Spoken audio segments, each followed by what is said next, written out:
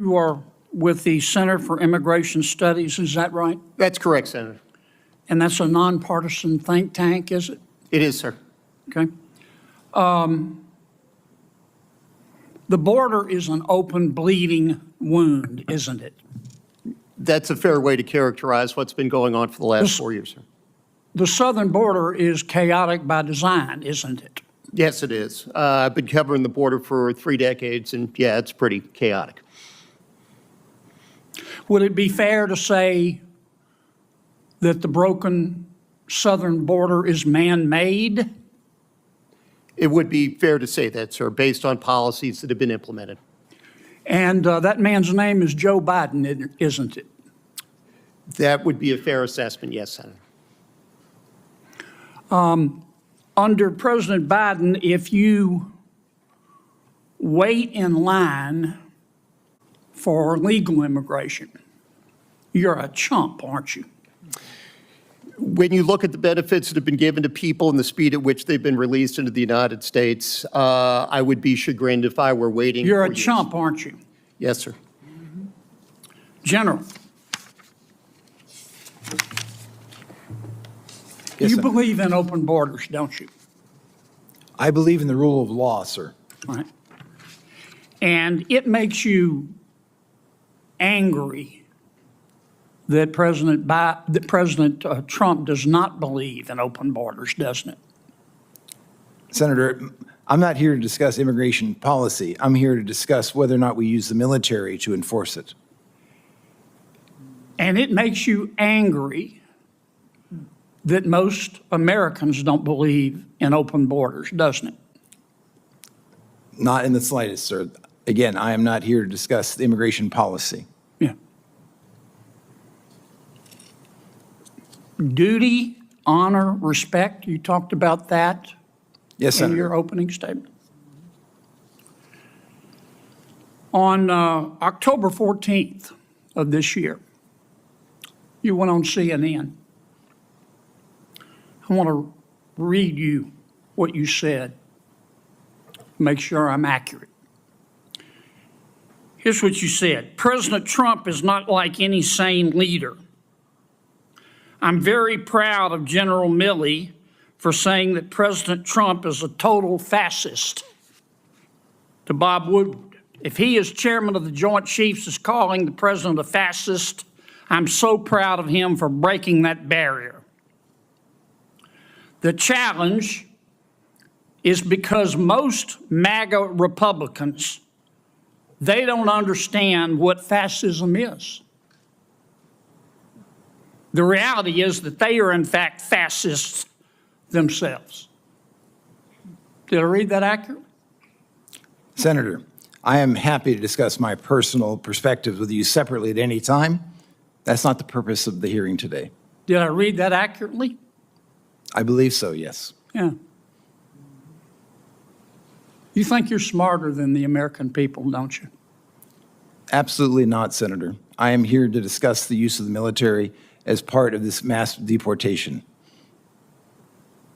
You think you're more virtuous than the American people, don't you, General? Senator, I am insulted by your comment. Duty, honor, and respect. You talked about that in your opening statement, didn't you? Yes, sir. Ms. Moran said, I wrote down her words. She said, by their actions, you know what someone's character is like. You agree with that? Senator, for 35 years, I served my country with absolute honor and distinction, and I will continue to do so. You agree with what Ms. Moran said? Of course. Mr., we've got a few minutes left. 23 seconds. Well, actually, you let Ms. Klobuchar go well over, so I'm assuming you'll extend me the I'll same. give you the courtesy. same minute I gave to her. You gave it a minute 20 at a time. You're using. I watch you like a hawk, Dick. Mr. Melnick, Mr. Reichland Melnick, you believe in open borders too, don't you? I do not, Mr. Kennedy. Okay. On November 1st, 2022, you tweeted, both Texas and Louisiana have their knives out for black immigrants. Do you remember that tweet? I don't, but it's quite possible. What Texans, it's not only possible, it happened. You're not denying it, are you? No, I'm saying, referring What to the Texans? context. Who I are you actually talking don't to? know the Who are context. you talking to about who in Texas had their knives out for black immigrants? Guessing the context, but my suspicion is Give that me a it has to name. do the Give me a Attorney name. General Ken Paxton and Give the me a Attorney name. General of Give me a Louisiana. name. I just did. You don't have a name, do you? I just said Ken Paxton. You don't have a name, do you? You just said it, didn't you? Just said Ken Paxton. All right, how about Louisiana? You said Louisiana has its knives out for black immigrants. Who in Louisiana were you talking about? Again, I'm not certain. That was 2 years ago, and as I'm sure you know, much has happened in the last 2 years. Well, did you say it? Again, I do not remember the context, But you don't, Senator you said Kennedy. somebody had their knives out from Louisiana for black immigrants, but you don't know who they were? You just said it? I said the Attorney General of Louisiana and Texas, and I believe this referred to specifically lawsuits brought and arguments that were made in court that the arrival of Haitians I'm out and of time, others but I were want to get you inherently on the dangerous, record. which was You not. Thank you very much, Senator. believe Appreciate that the your Attorney questions. General at that time of Louisiana had his knives out for black immigrants. That's your testimony. Given their Thank you, litigation Senator Kennedy. conduct, yes. Oh, listen, I read your testimony word for to word, and I've been avoid- watching it, and I know what the answer is. You don't actually care about working people because you're absolutely hell-bent on this ideological agenda of opening our border.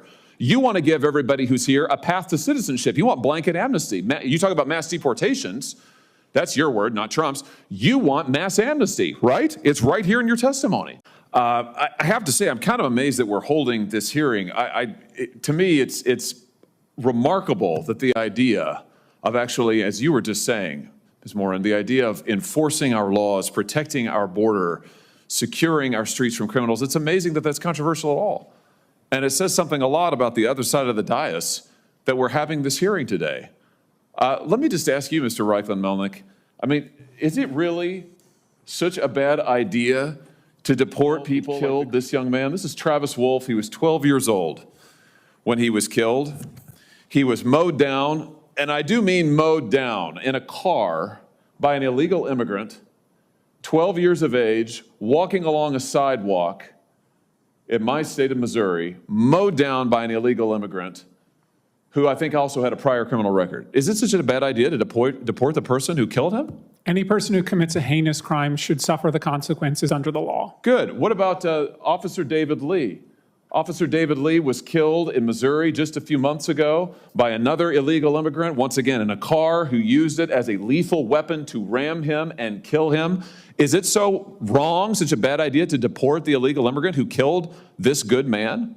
Again, any person who commits an awful act should face the full force of the law. And We've I've had never said multiple otherwise. stabbings in the state of Missouri at laundromats in O'Fallon, Missouri, where innocent civilians were going to do their laundry of an evening and were attacked with knives, slashed, bled, stomped upon. Should the illegals who did that, should they not be deported? No, as I said, if you commit an offense, you should face consequences. But the overwhelming majority of the 13 We've million had people officers here assaulted today in have Kansas not City on the committed other any side of the offenses. state who have been assaulted by illegal immigrants. One officer required over 100 stitches to the head, a police officer, earlier this year. Should the illegal immigrant who did that not be deported?